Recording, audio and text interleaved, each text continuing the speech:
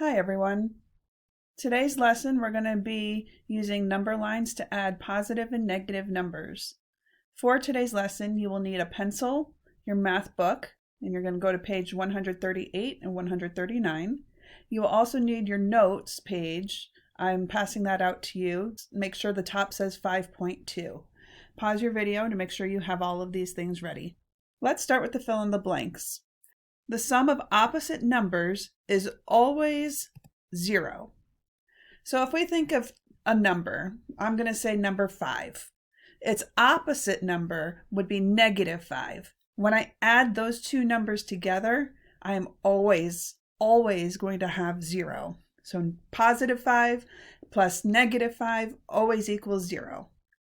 Now importantly, when adding, positive numbers move to the right or they move up on a number line. Okay, so when we look at our number line down here, when we're adding, positive numbers move to the right. And if we have a vertical number line, we have 0 here, then the positive numbers are always going up. Then when we add negative numbers, that means the numbers move to the left or we're going down on the number line. So if you look at our horizontal number line, if I start at 0, my negative numbers are going to the left. And this other number line, when I start at 0, the negative numbers are going down. Today we're going to be using number line diagrams to show equations, okay? So when we do that, we always use 2 or more arrows depending on how many numbers we're adding. Today we're going to be only adding 2 numbers. The arrows that we use go from the number line and move up. Okay, so we're always going to know that the first move is the lowest arrow. The last move that points to our answer is always the top arrow. So when I look at this problem right here, okay, we always start at 0 at the number line. My first number is going to be this first arrow. Where does it stop? Right, it stops at +4. We're going to add another number, which is the second arrow. Notice that that second arrow starts where we left off and is going the other way. Do you think that's positive or negative? That's right, it's a negative number. How far is this line going? So if we go back 4, we know that +4 and -4 equals 0. I have gone one more spot, so that's -5. So these arrows are showing +4 plus -5 equals, and this last arrow is always right above our final answer, which is -1. We can do the same thing with vertical number lines. Okay, so our first example, we have -1 plus -3. So we're going to start at 0 and we're going to draw our first number. So that is a -1. Remember, when we are adding negative numbers, the numbers either go to the left on a number line or go down on the number line. So my arrow is now showing that I've gone down -1. And then I'm going to add -3. So my next arrow is going to start where I left off at -1 and is going to go down 3 more spots. You can see that I've added 3 more. 1, 2, 3. And what is my final answer? That last arrow points to my answer, which is -4. The next one, -2. So starting at 0, I'm going to have an arrow that's going down by 2. And then I'm going to add 6. 6 is a positive number, so my arrow is actually going to go in the opposite direction. The length of the arrow is the number here. So my arrow going the other way is 6 units long. 1, 2, 3, 4, 5, 6.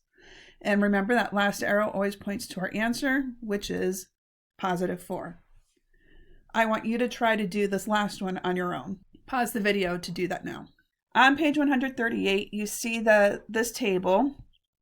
Okay, we're talking about temperature, and I know that because we're talking about degrees. I also see that it has the symbol for degrees Celsius. It is okay that our number lines are going from side to side. Think of this as a thermometer that's laying on a table. Our starting temperature, notice that our starting temperature is at +40 degrees Celsius. And then we have these different changes in temperature. Our job is to figure out what is the final temperature, and we're going to write a math equation that represents. So let's start with letter A. We are starting at positive 40 degrees. So I'm going to draw an arrow on my number line starting at 0 and going to positive 40. That's the green arrow there. And then I'm going to look at the change. We're going 10 degrees warmer. Warmer means that it's getting hotter, so the temperature is going up. Notice that on our number line we're counting by 5, so the length of this arrow is 10 degrees. 5, 10. And that last arrow points to our answer, which is positive 50. So on our number line, this green arrow is how many units long?